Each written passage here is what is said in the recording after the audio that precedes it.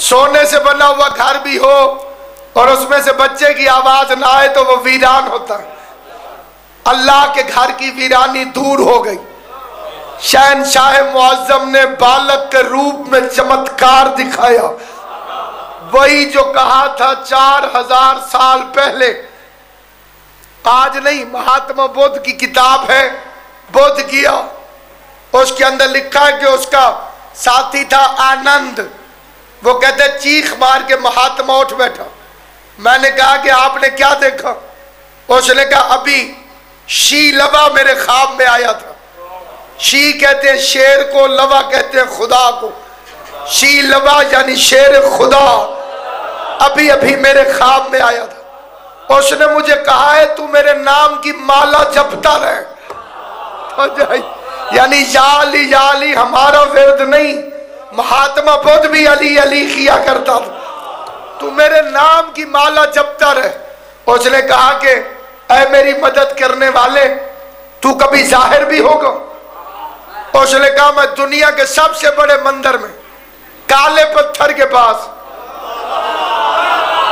जो है, जिसे बात समझ है, एक बालक के रूप में चमत्कार दिखाऊंगा। मतलब बच्चा हूं नहीं, बालक के रूप में आऊंगा। और इसीलिए अभी तक इस फिक्रों से मुकस्सरीन ने भी किबला इनकार नहीं किया कि अली की वालिदा गिरामी ने खाने काबा के पास खड़े होकर फरमाया अल्लाहुम्मा बिहक़्क़ि हाज़िल मौलूद, परवरदिगारा तुझे इस मौलूद के हक का वास्ता।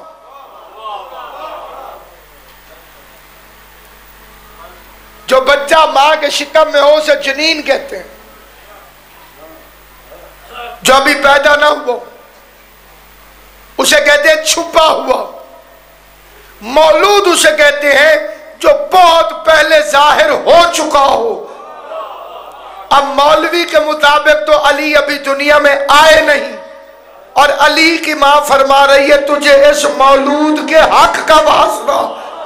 अब ये तो 4 दीवारी के अंदर की बात है, रावी तो इसका है कोई नहीं।